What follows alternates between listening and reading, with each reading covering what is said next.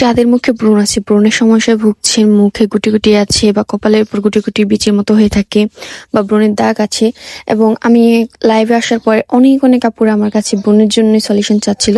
তো কালকে একটা ভিডিও দিয়েছিলাম, তো ওখানে অনেক অনেক আপুরা এটার রেসিপি চাচ্ছিল। তো ফাইনাল তোমাদের সাথে আমার রেসিপি শেয়ার করা হয়ে গেলো। এই ভিডিওতে থাকবে সম্পূর্ণ রেসিপি। এটা কিন্তু 100% কাজ করবে, ভালো কাজ করবে যদি তোমরা সঠিক নিয়মে ব্যবহার করো। তো চলো বেশি কথা না বলে বানানো যাক।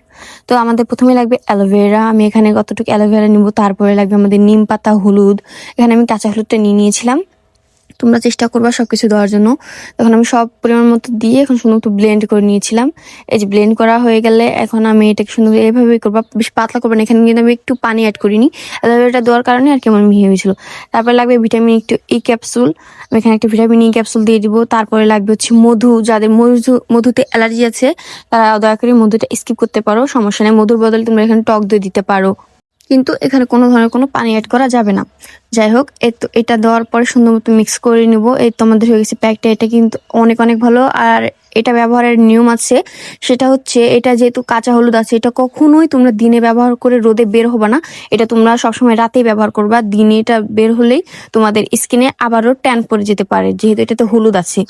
যাই হোক, এটা তোমরা রাতেই ব্যবহার করবা। এটা কিন্তু অনেক অনেক ভালো। এটা 1 মাসের ভিতরে তোমাদের খুব ভালো একটা রেজাল্ট পাবা। হ্যাঁ, সপ্তাহে তোমরা 2 থেকে 3 দিন অ্যাপ্লাই করবা, রাতে নিবা।